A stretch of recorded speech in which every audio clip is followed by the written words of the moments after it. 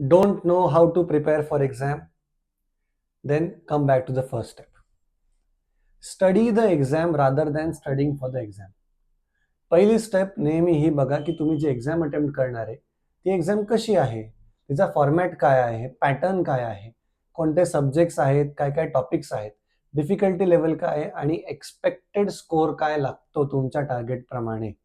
Yes, या गोष्टी important असतात.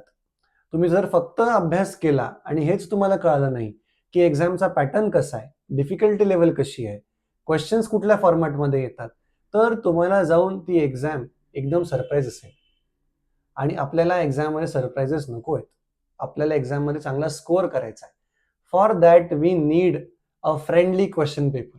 आणि जर फ्रेंडली क्वेश्चन पेपर हवा असेल तर आपल्याला एक्झामला जायच्या आधी एक्झामचा पॅटर्न हा नीट स्टडी केलेला हवा.